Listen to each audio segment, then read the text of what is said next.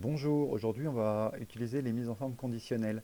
Alors, on peut faire beaucoup de choses avec, on va avoir simplement quelques outils pour vous donner envie. Donc ici j'ai un tableau avec l'âge du temps en millions d'années, le nombre de genres de requins et le nombre de genres de poissons qui sont apparus. Donc ça remonte jusqu'à 600 millions d'années ici, donc il n'y avait personne, ni requin ni poisson en tout cas, il y a 600 millions d'années, et ils vont apparaître vers 450 millions d'années et devenir de plus en plus nombreux.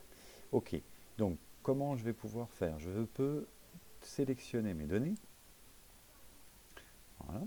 Et je vais vouloir par exemple faire apparaître en rouge toutes les données supérieures à 100.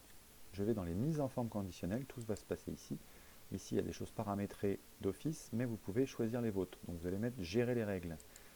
Vous allez créer une nouvelle règle, ici il n'y en a pas encore, et vous pouvez choisir donc plusieurs options. On va prendre la deuxième, appliquer une forme.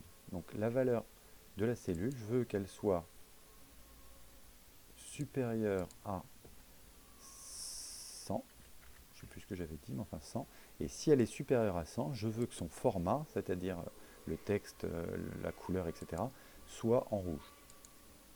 Je fais OK et j'applique. Donc toutes les cases qui sont supérieures à 100 ou qui n'ont pas de chiffres vont être en rouge. Voilà. On peut faire donc d'autres types de sélection. Si je peux prendre les valeurs de la cellule comprises entre par exemple 0 et 50 et choisir une autre coloration, par exemple en vert. Appliquer. Voilà. Donc ça peut être pratique quand vous voulez mettre en évidence, par exemple, les meilleures notes, les notes les plus faibles, les poids les plus importants, les poids les plus faibles, la température la plus chaude, la température la plus faible, etc., etc. Vous pouvez comme ça colorer comme vous voulez les données. Alors, il y a aussi, donc là je ne vais pas l'appliquer, si je vais l'appliquer, et pour enlever la mise en forme, vous allez sur mise en forme et vous faites effacer les règles, soit les dernières, soit toutes les règles. Donc là je vais effacer toutes les règles. Donc vous avez la possibilité d'utiliser des mises en forme conditionnelles déjà créées par le logiciel, donc là c'est Excel. Donc vous pouvez choisir des petits logos, des petites flèches, vous voyez, qui vous indiquent c'est les notes les plus fortes parmi la colonne sélectionnée, les notes les moyennes, etc.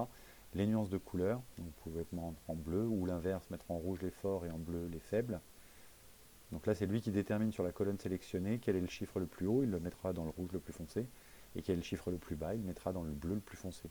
Et tout ce qui est intermédiaire, donc il y aura des teintes différentes. Donc ça peut être assez joli aussi à utiliser. Et ici, il va vous faire des mini-graphiques sur le côté. Voilà, il va prendre la valeur la plus forte, ici c'est 89 qui représente donc la totalité de la barre, si vous voyez, et par exemple la valeur la plus faible, si je l'applique ça va être 0, donc la barre ne va pas être présente. Mais ça c'est lui qui le détermine automatiquement. Donc voilà, il y a plusieurs subtilités, ça va dépendre de votre logiciel pour le faire. J'efface tout ça et on se retrouve bientôt pour des détails.